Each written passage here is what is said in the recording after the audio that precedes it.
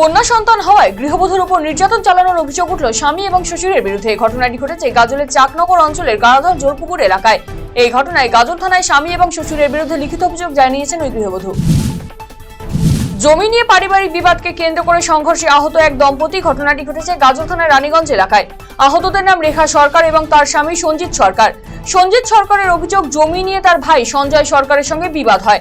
তার মায়ের সমস্ত সম্পত্তি ভাই নিজেই দখল করে নিতে চায়। প্রতিবাদ করলে জুটছে মারধর। এদিন বিবাদ শুরু হলে তার ভাই পায়ে হাসুয়া দিয়ে সজোরে আঘাত করে বলে অভিযোগ।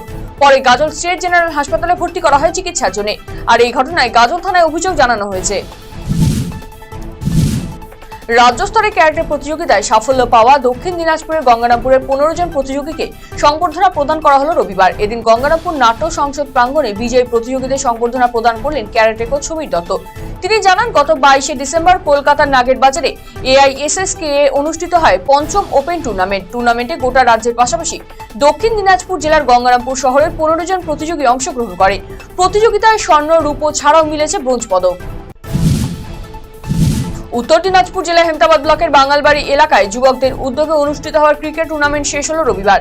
এদিন বাঙালবাড়ি উচ্চ বিদ্যালয় প্রাঙ্গণে ফাইনাল ম্যাচ অনুষ্ঠিত হয়। অনুষ্ঠানে উপস্থিত ছিলেন শিক্ষা প্রতিমন্ত্রী সত্যজিৎ বর্মন, নূর কালাম সহ অন্যান্যরা। অপহরণ হওয়া এক ব্যক্তিকে 1 ঘন্টার মধ্যে উদ্ধার করে 5 জন অপহরণকারীকে গ্রেফতার করল নিশিগঞ্জ ফাঁড়ির পুলিশ। অভিযোগকারীর সাথে পুলিশ ঘটনাস্থলে পৌঁছে অপহরণ হওয়া ব্যক্তি বৈদ্যনাথ মণ্ডলকে উদ্ধার করার পাশাপাশি 5 জন অপহরণকারীকে গ্রেফতার করে। তাদের কাছ থেকে একটি 4 চাকা গাড়ি, 1 লক্ষ টাকা এবং একটি সোনার আংটি এবং 4টি মোবাইল ফোন উদ্ধার করা হয়েছে।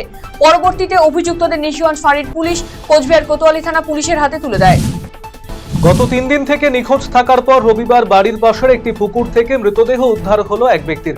ঘটনাটি ঘটেছে রাজগঞ্জ ব্লকের সন্ন্যাসীকাটা গ্রাম পঞ্চায়েতের সর্দারপাড়া এলাকায়। মৃত ব্যক্তির নাম শাহিরুল ইসলাম পাইলট। খবর পেয়ে ঘটনাস্থলে গিয়ে রাজগঞ্জ থানার পুলিশ মৃতদেহ উদ্ধার করে। করণদিঘির ঐতিহ্যবাহী কর্ণরাজার পুকুরে পিকনিক স্পটের বন্দোবস্ত হতে চলেছে।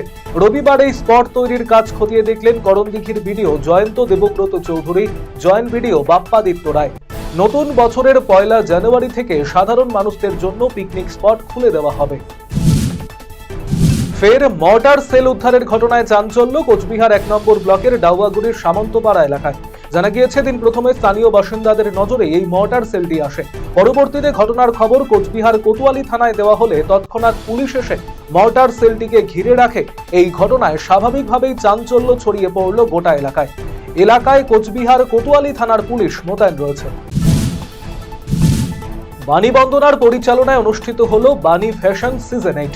রবিবার রায়গঞ্জের বিধান মঞ্চে এই আয়োজন করা হয়, যেখানে মডেলিং, মেকআপ এবং ফটোগ্রাফিতে উৎসাহিত ছেলেমেয়েরা অংশ নেন স্বতঃস্ফূর্তভাবে। মডেলিং নিয়ে ভবিষ্যৎ তৈরির ক্ষেত্রে এদিন দিশা দেখান সুস্মিতা দেবী। পুলিশি অভিযান, সেই অভিযানে উদ্ধার হলো বাংলার ছাত্রছাত্রীদের জন্য বরাদ্দ সবুজ সাথী প্রকল্পের শতাধিক সাইকেল। জানা গিয়েছে, রবিবার গোপন সূত্রে পুলিশের কাছে খবর আসে ডালখোলার একটি জায়গায় মজুত রাখা হয়েছে সরকারি প্রকল্পের সাইকেল। সেখানে হানা দিতেই চক্ষু চড়ক গাছ পুলিশ সহ স্থানীয়দের। 1-2 নয়, উদ্ধার হলো শতাধিক সবুজ সাথী প্রকল্পের সাইকেল। গোটা ঘটনার তদন্তে নেমেছেন পুলিশ কর্মীরা।